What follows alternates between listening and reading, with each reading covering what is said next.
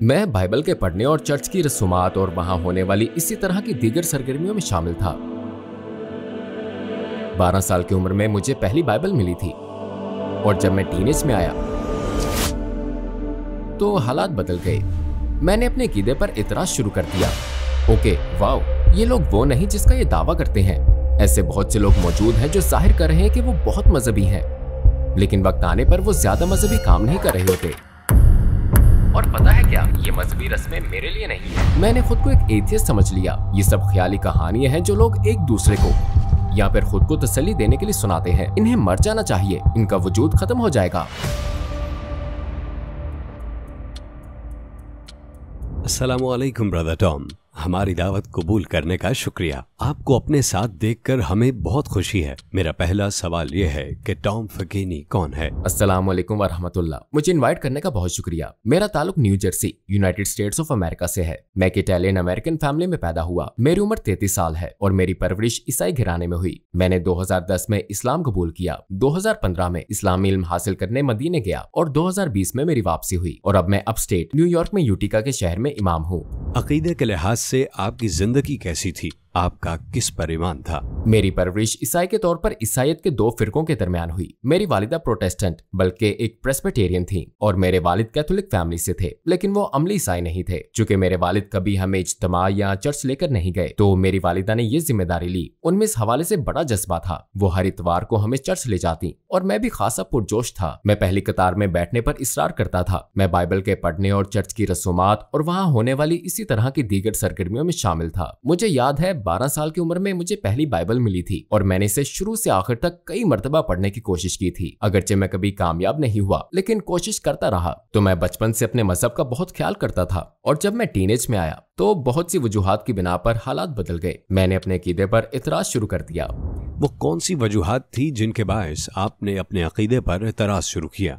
वो कुछ सियासी मामला थे और कुछ नजरियाती भी जो मुझसे मेल नहीं खाते थे। शायद मेरा तजर्बा कम से कम यूनाइटेड स्टेट्स के बहुत से लोगों जैसा है। आखिर ये क्या है कि एक तरफ हम खड़े होकर ईमान की बातें करते हैं, रसूलों का अकीदा या नाइसीन अकीदा दोहराते हैं और असल जिंदगी में अपने अमल और अपने मजहब से जुड़े नहीं रहते। दोनों बिल्कुल मुख्तलिफ बातें हैं, है ना? तो मुझे याद नहीं कि जिंदगी में एक बार भी मैंने यीशु मसीह की इबादत की हो। हालांकि मैं जानता हूँ कि लोग ऐसा करते हैं। यीशु मसीह का खुदा होना मेरी अकल से बाहर था। हालांकि अगर आप मुझसे पूछते तो शायद मेरा जवाब होता हाँ, यही सही जवाब है, क्योंकि हमें यही पढ़ाया गया था। लेकिन ऐसा नहीं था कि मैं यीशु मसीह की इबादत करता या उन्हें खुदा समझता। मैं हमेशा खुदा की इबादत करता था, चाहे उस वक्त मैं बाप को ही खुदा क्यों ना समझता हूँ। ठीक, ट्रिनिटी में ईसाई फॉर्मूला जो बताता है वो बिल्कुल भी माकूल बात नहीं है, लेकिन मैंने इस पर ज्यादा नहीं सोचा।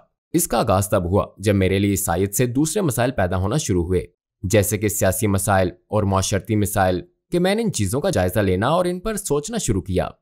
ठहरो जरा, ये तो बिल्कुल बेतुकी बात है और मेरे ख्याल में इस वजह से ईसाईयत पर मेरा ईमान बिल्कुल कमजोर हो गया, खसूसन जब मुझे शुबा हुआ कि ये शायद इंसानों की लिखी हुई बातें हैं। ये तो गोया 3 और 1 और खुदा और इंसान के दरमियान तवाज़ुन का एक पेचीदा निजाम है। ये मेरे लिए फितरी तसव्वुर नहीं था। वो कौन सी हतमी चीज थी जिसने आपको ईसाईयत छोड़ने पर मजबूर किया?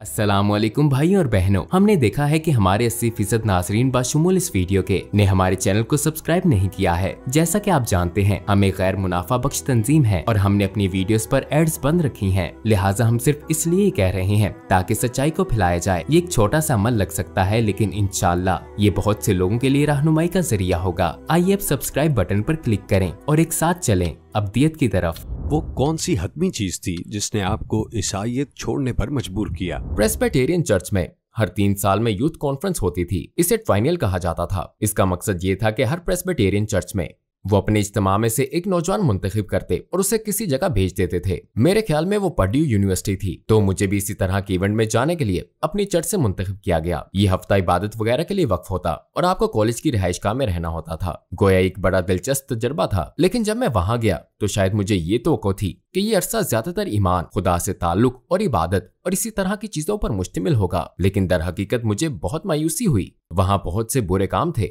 जिनमें दूसरे नौजवान मुब्तिला थे। वो शराब पीते थे, लड़कियां और लड़के आपस में ताल्लुकात वगैरह कायम करते और ऐसे ही दूसरे काम हो रहे होते थे। मैं उस वक्त बहुत मासूम था, मुझे सख्त धचका लगा और शायद इसी चीज के बाद मुझ में कुछ एतराजात उठने शुरू हुए। इसी कॉन्फ्रेंस में एक और बात हुई। ये वो वक्त था जब हमजिन्स प्रस्तों की शादी या हमजिन्स प्रस्त यूनियन की तहरीक यूनाइटेड स्टेट्स में सर उठा रही थी। इस हवाले से एक प्रेजेंटेशन दी गई जो बड़ी हद तक LGBTQ के पैगाम की हिमायत में थी और वो बहुत ज्यादा मुतनाज़े थी, यहाँ तक कि उस मजमे में शामिल होने वालों के लिए भी। लिहाजा ये दो वाकयात जिनके बायस मैं इस पूरे सिलसिले से दूर हुआ वो ये थी, ओके वाओ, ये लोग वो नहीं जिसका ये दावा करते हैं। ऐसे बहुत से लोग मौजूद हैं जो जाहिर कर रहे हैं कि वो बहुत मजहबी हैं, लेकिन वक्त आने पर वो लोगों की गैर मौजूदगी में ज्यादा मजहबी काम नहीं कर रहे होते। शायद मेरे लिए आखिरी उलझन ये थी कि मैंने अपने ईमान के लिए अपनी कोशिशों को कभी काफी महसूस नहीं किया। मेरे लिए काफी नहीं था कि बस हफ्ते में एक बार चर्च चले गए, चंद गीत गा लिए और घर आ गए और बाकी पूरा हफ्ता चर्च को और खुदा को भूले रहे। मुझे इसमें कोई गहराई और असमत महसूस नहीं होती थी। तो ऐसे तमाम एहसासात के बाद मैं 16 साल पुराने नतीजे पर पहुंचा, और वो क्या कि ये मजहबी रस्में मेरे लिए नहीं है। दर हकीकत मजहब मेरे लिए इंतहाई कम दर्जे की चीज बन गई थी। मैंने खुद को एक एथियस्ट समझ लिया। मैंने सोचा कि ये सब ख्याली कहानियां हैं जो लोग एक दूसरे को या फिर खुद को तसल्ली देने के लिए सुनाते हैं। इन्हें मर जाना चाहिए, इनका वजूद खत्म हो जाएगा। तो इस्लाम की तरफ आपका सफर कैसे शुरू हुआ? आपने पहली दफा इसके बारे में कब सुना? मैंने पहली दफा इस्लाम के बारे में शायद 9/11 से सुना, लेकिन तब मैं मुतासिर नहीं हुआ। हकीकत यही थी। एक बार फिर मैंने मुसलमानों के बारे में एक सियासी जुमरे या आबादी की तरह सोचा, लेकिन कॉलेज जाने तक मैंने इस पर ज्यादा नहीं सोचा कि मुसलमान नुमाया तौर पर किसे मानते हैं। वहाँ दरअसल मेरे एक मुसलमान प्रोफेसर थे जिनसे मैंने पढ़ना शुरू किया। ये मुझ में मौजूद दो दिलचस्पियों के दरमियान एक खुशकुन संगम था। उनमें से एक सियासत थी। फिर इसी से इस दिलचस्पी ने जन्म लिया कि मिडिल ईस्ट और मुस्लिम दुनिया में सियासी जोश या बेशुमार सियासी तहरीकों की सबसे बड़ी वजह क्या थी। तो पॉलिटिकल साइंस और खसूसन इंटरनेशनल रिलेशंस मेरे खास मजमून थे। और दरअसल मेरी एक प्रोफेसर भी थी। वो विजिटिंग प्रोफेसर थी और मराकश की थी। उन्होंने कई कोर्सेज पढ़ाए जो इस्लाम और सियासत के तनाजुर में बेइंतहा दिलचस्प थे। एक क्लास में उन्होंने सिर्फ मैल्कम एक्स, उसके तमाम इंटरव्यूज, तकरीरों, तहरीरों और इसी तरह की चीजों के मुतालिक पढ़ाया, और एक दूसरी क्लास में उन्होंने मुस्लिम ममालिक में फौजी मदाखलत के बारे में पढ़ाया। इस तरह से हम कुछ ऐसे मजामती तहरीकों के मुतालिक पढ़ रहे थे जो वाक़ई हो चुकी थी। मैंने पहली बार गौर किया कि उन लोगों को कौन सी बात जोश दिला रही थी, क्योंकि अगर आपका ताल्लुक वेस्ट से है और आप अमरीकी हैं तो आप सोचते हैं कि हर शख्स आजादी और खुद मुख्तारी पर और ऐसी जमहूरियतों पर यकीन रखता है। ठीक है, इस तरह के सियासी नजरियात पर जिन्हें हम यूनिवर्सल समझते हैं, और फिर हैरत का शदीद झटका लगता है जब आप कुछ लोगों की ये बात सुनते हैं कि हम एक इस्लामी मुआशरे में रहना चाहते हैं या हम इस मदाखलत को पसंद नहीं करते। और अल्लाह ने कुरान में कहा है या एक हदीस है, पैगंबर मोहम्मद सल्लल्लाहु अलैहि वसल्लम ने ये फरमाया है, और वो इसे ऐसे इस्तेमाल करते हैं गोया कह रहे हो जरा ठहरो, तुम लोग आकर हम पर चढ़ाई या बमबारी नहीं कर सकते या हमें मार नहीं सकते, वरना हमारे लिए मज़ाहमत करना जरूरी या फर्ज है। इस बात ने मुझे काफी उलझन में डाल दिया, बल्कि सच पूछे तो हैरान कर दिया। किस बात ने आपको इस्लाम की तरफ और ज्यादा राग़िब किया? मैंने कॉलेज में एक ऐसे प्रोफेसर की क्लास ली जिनसे मैं बड़ा क्लोज था। क्लास का नाम था तुर्की में सियासी जिद्दत, और ये बड़ी दिलचस्प क्लास थी। इससे मैं तुर्किश कल्चर के करीब आया। बिलाखिर मैं पैटरसन जा पहुंचा।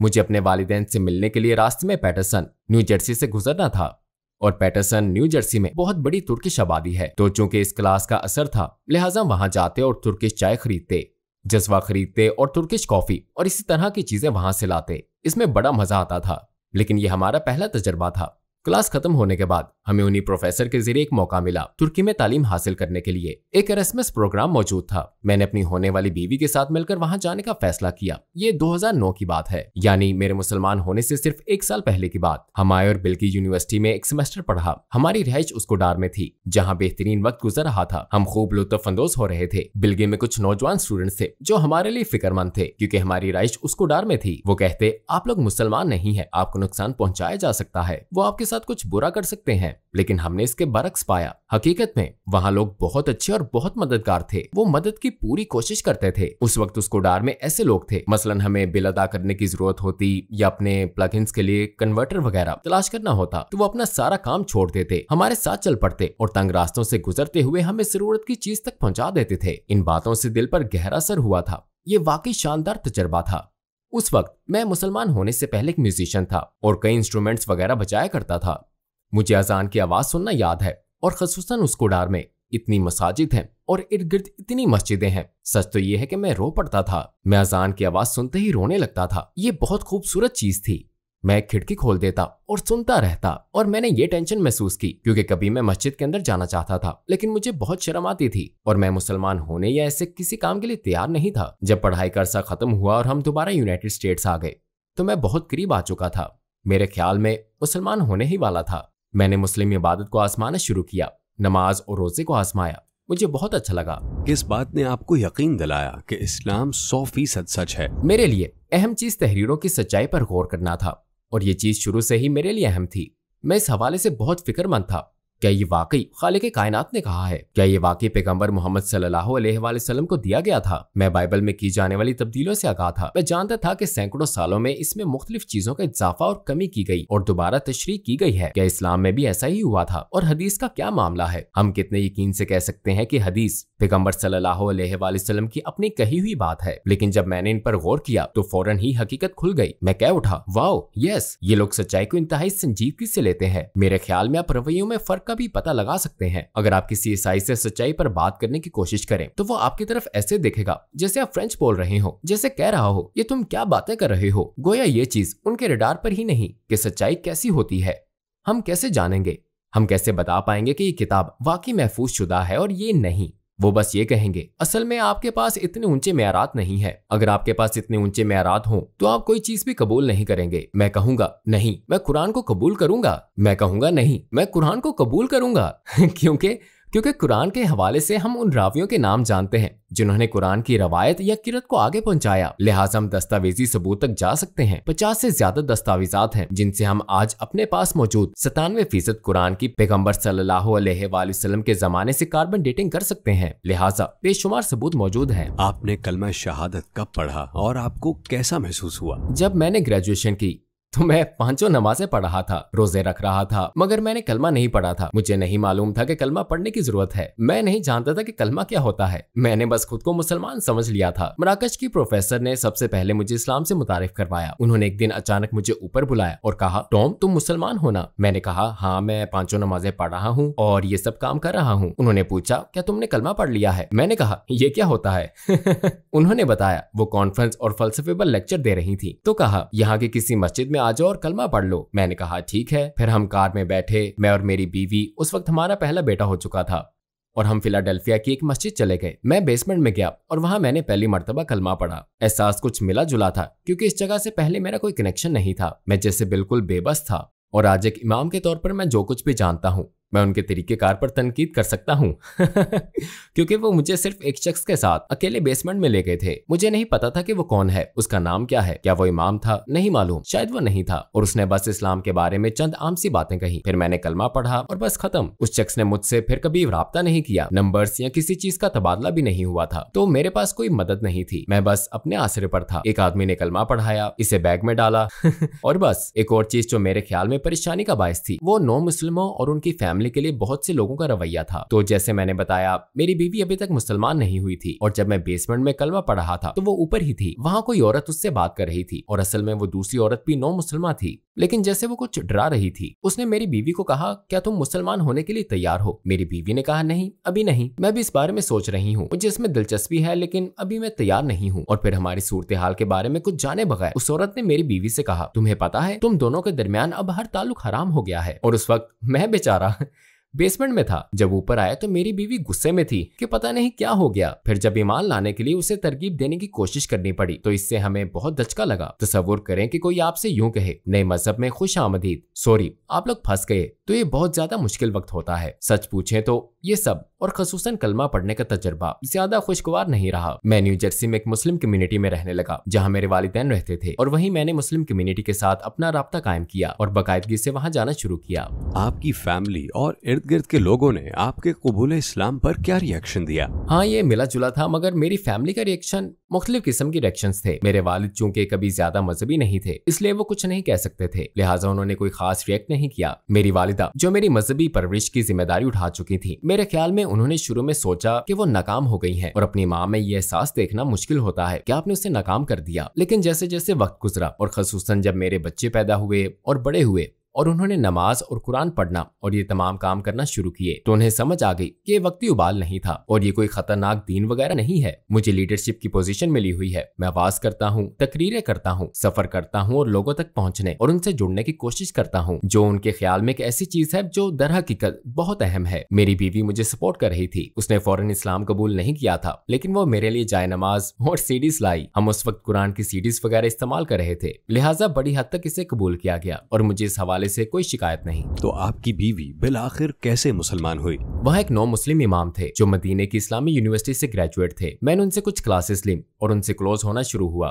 फिर उन्होंने मशवरा दिया कि मैं मदीने की इस्लामी यूनिवर्सिटी के लिए अप्लाई करूं। मैंने एप्लीकेशन की तैयारी शुरू की। उन्होंने मुझे लेटर ऑफ रिकमेंडेशन लिख कर दिया और मैंने अप्लाई कर दिया। इसके 1 या 2 साल बाद इसे मंजूर कर लिया गया। इसमें एक मसला और एक बहुत बड़ी रुकावट जिसका मुझे सामना हुआ और मुझे ईमान पर जबरदस्त यकीन का मुजाहरा करना पड़ा, वो ये था कि मदीना ऐसी जगह है जहाँ सिर्फ मुसलमान रह सकते हैं और उस वक्त मेरी बीवी मुसलमान नहीं थी। तो मैंने कोशिश जारी रखी, अल्लाह से उम्मीद लगाई कि मेरे जाने से पहले वो मुसलमान हो जाए। अगर मेरी दरख्वास्त मंजूर हो गई और वो मुसलमान ना हुई तो मैं फैसला ना कर पाऊंगा कि क्या करना है। और सुभान अल्लाह, मैं बहुत खुश हूँ कि मैं कामयाब हुआ, क्योंकि मुझे मदीने से मंजूरी का लेटर मिलने से शायद कुछ महीने पहले ही उसने भी कलमा पढ़ लिया और मुसलमान हो गई। तो सारे काम बन गए थे। बहरहाल वो अपने अंदर से आगे बढ़ती रही, लेकिन उसमें मुझसे ज्यादा हिचकिचाहट थी और उससे मुझसे ज्यादा गैर हलशुदा मसाइल का सामना था। वो इस्लाम को मेरी खातिर कबूल करने से भी खौफजदा थी। वो ये यकीनी बनाना चाहती थी कि वो इसे अपने लिए कबूल कर रही है, जिसकी मैं बड़ी कदर करता हूँ। और ये इस लिहाज से फनी भी रहा क्योंकि हमने सफर बहुत ज्यादा किया। मैं तफसील में नहीं जाऊंगा, लेकिन हम एक नई कम्युनिटी में थे और हम मस्जिद के बहुत करीब रहते थे। हम वहाँ 1-2 मरतबा बात करने के लिए गए थे। मैंने कहा, अगर तुम्हारा कोई सवाल है तो हम इमाम के पास जाकर बात कर सकते हैं। और हम 1-2 मरतबा गए, लेकिन इससे कोई खास फायदा नहीं हुआ। और एक मरतबा जब हम अंदर इमाम से बात कर रहे थे, वो कुछ सवालात पूछ रही थी, तो इमाम ने उससे कहा, आप कलमा क्यों नहीं पढ़ लेती?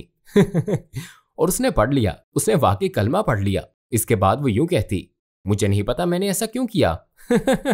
लेकिन फिर उसने ईमान में तरक्की जारी रखी। शुरू में वो कहती, पता नहीं मैंने क्या किया है, लेकिन जैसे जैसे दिन, हफ्ते और महीने गुजरते गए, वो इस दिन में बहुत खूबसूरती से ढलती गई और फिर ये एक फितरी चीज बन गई। मुसलमान होने के बाद आपने किन मसाइल का सामना किया? ऐसे बहुत से मौके थे जब मुझे कुछ चीजें छोड़नी पड़ी या मैंने छोड़ने का फैसला किया, और वो शानदार कमाल के फैसले थे। मुसलमान होने के बाद पहली चीज जो मैंने की वो ये थी कि म्यूजिक बजाना छोड़ दिया। इस्लाम से पहले मैं बहुत अच्छा म्यूजिशियन था। शायद ये बड़ा मुश्किल फैसला था या इसमें अगर मगर वाली बात थी, लेकिन मैंने इतना कहा, मैं खुद को जानता हूँ और मुझे पता है कि स्टेज पर होने का एहसास और लोगों के लिए म्यूजिक वगैरह बजाने का एहसास क्या होता है, और मुझे अच्छी तरह मालूम है कि ये रूह के लिए अच्छा नहीं है। मुलाजमत के हवाले से भी कुछ मखसूस चीजें थी। ओके, तो कुछ साल मुझे रेस्टोरेंट्स में काम करना पड़ा। मैं वहाँ काम करने के लिए मौजू नहीं रहा था। मतलब रेस्टोरेंट में शराब और सुअर का गोश्त मिलता था। वहाँ आपके साथ फ्लर्ट करने वाली औरतें थी। वो कभी कभार आपको अपने नंबर वगैरह देती थी और मेरे पास किसी दूसरी जॉब का आसरा नहीं था। लेकिन एक दिन मैंने फैसला किया, मैं ये मुलाजमत जारी नहीं रख सकता और मैंने खुद को 2 हफ्ते का वक्त देने और मुलाजमत छोड़ देने का फैसला किया। अल्लाह ने दूसरा जरिया बना दिया। मुझे किसी ताखीर के बगैर दूसरी जॉब मिल गई। इस्लाम की कौन सी बात आपको सबसे ज्यादा मुतासिर करती है? इस्लाम के हवाले से मुझे मुतासिर करने वाली सबसे अहम बात यह है कि ये मुकम्मल है और इसमें मखसूस बातें हैं। कुरान एक मौजज़ा है। ये उस लिहाज से मुख्तलिफ है कि इंसानी सरगर्मी और जिंदगी के बहुत से मुख्तलिफ पहलुओं और इल्मुल वजूद के मुख्तलिफ शोबों, मौजूदात और गैर मौजूदात पर बात करता है। मेरे ख्याल में कुछ चीजें तर्जुमों से बहुत वाज़ेह होकर सामने आई जो मेरे सामने पहली मर्तबा बेनकाब हो रही थी। जैसे कोई बात जो खुदा ने खुद समझाती हो, वो आपसे बात कर रहा हो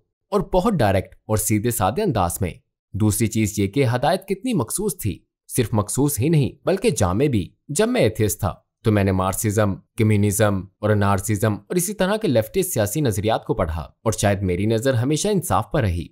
लेकिन इन नजरियात में जो मसला मैंने देखा वो ईसाईयत से मुख्तलिफ था। जब मैं इस्लाम की तरफ आया तो जैसे पहली मर्तबा बात समझ आई, गोया इन दोनों दुनियाओं का मिलाप था। मसलन आप देखते हैं कि यहाँ आपको अपनी जाती और बाहमी जिंदगी, इनफरादी जिंदगी और इज्तिमाई जिंदगी के लिए भी रहनुमाई मिलती है। सरगर्मी का हर वो पहलू मिलता है जिसमें आपको बतौर इंसान शिरकत करनी होती है। दुरुस्त, आपकी मईशत, आपकी जंग और आपकी सियासत, गर्ज हर चीज यहाँ आपको हर रहनुमाई मिलती है। क्या दिन में 5 नमाजें पढ़ना या रोजा रखना शुरू में आपको मुश्किल लगा और आपने ये अमाल कहाँ से सीखे? वो इंटरनेट का इब्तदाई जमाना था, चनाचे गूगल पर मुझे जो कुछ मिला उससे सीख लिया।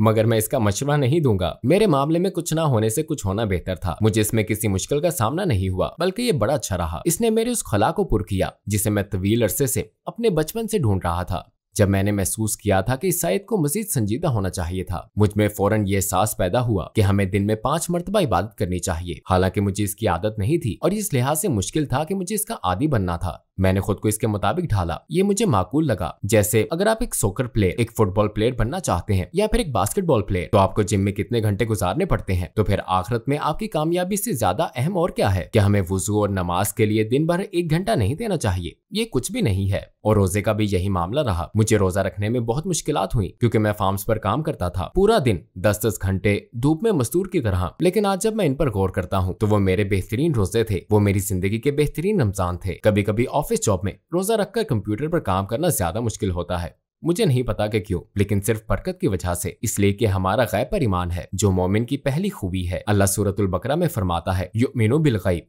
हर सेकंड दूसरे सेकंड जैसा नहीं होता, हर कैलोरी दूसरी कैलोरी जैसी नहीं होती। अल्लाह किसी चीज में बरकत रख सकता है। तो अगर आप कोई काम कर रहे हैं और इसमें मुश्किलात हैं, तो मुश्किल होने के बावजूद अल्लाह इसमें बरकत रख सकता है और वो इसमें आसानी रख सकता है। फइन्ना माल उसरी युसरा, उसे उसर में रख दिया जाता है।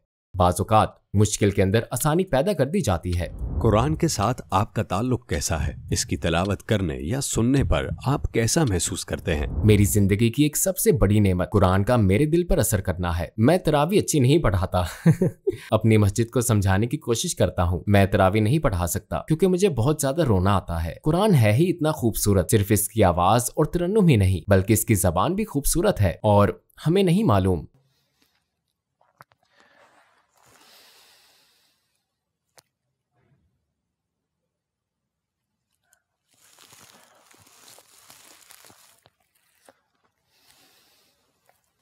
इस जिंदगी में हमें नहीं मालूम कि हम मुखलिस हैं या नहीं, लेकिन कुछ खास बातें हैं जिन्हें अल्लाह ने कुरान में कहा है जो हमें उम्मीद दिलाती हैं। और इनमें से एक चीज कुरान का दिल पर असर करना है। अगर आप कुरान सुने और ये आपके दिल पर असर करे तो समझ लें अभी आप जिंदा हैं। आप अभी कौन से प्रोजेक्ट्स कर रहे हैं? मैं कुछ पर काम कर रहा हूँ। यूटिका न्यूयॉर्क में यूटिका मस्जिद का फुल टाइम इमाम हूँ। मैं एक ऑनलाइन हाई स्कूल में मिडिल क्लास के तुलबा को तफसीर भी पढ़ाता हूँ। इसे लेगेसी कहते हैं। तो मैं मिडिल के तुलबा को तफसीर पढ़ाता हूँ। मैं इसी इदारे में हाई स्कूल के तुलबा के लिए मुश्तरका तौर पर इस्लामी तारीख की क्लास लेता हूँ। मैं न्यूयॉर्क में हैमिल्टन कॉलेज नामिक लिबरल आर्ट्स कॉलेज में पार्ट टाइम मजहबी रहनुमा भी हूँ। हाल ही में मैंने उमर सुलेमान के कायम करदा यकीन इंस्टीट्यूट के साथ रिसर्च फेलोशिप शुरू की है, जहाँ मजहबी और दीगर दोनों तरह के नजरियात समेत जदीद नजरियात पर बात की जाती है। अगर आपको दुनिया के तमाम गैर मुस्लिमों से बात करने का मौका मिले तो आप उन्हें क्या कहना चाहेंगे? मैं कहूँगा कि मजहब की तारीफ सिर्फ और सिर्फ वो है जो खुदा हमसे चाहता है और कुछ नहीं। जो भी खुदा पर ईमान रखता है उसे हर मुमकिन हद तक इस यकीन की जिम्मेदारी लेनी होगी कि खुदा उनसे जो कुछ चाहता है उनका अमल उसके मुताबिक है। अगर वो इस जिम्मेदारी लें और इसे कबूल करें तो ठीक रहेंगे। बिलाखिर सारा दारोमदार इखलास पर है। अगर आप एक मुखलिस शख्स हैं और समझने की कोशिश करते हैं तो अल्लाह कैसे का सवाल हल कर देगा, बाकी सारे काम अल्लाह बना देगा।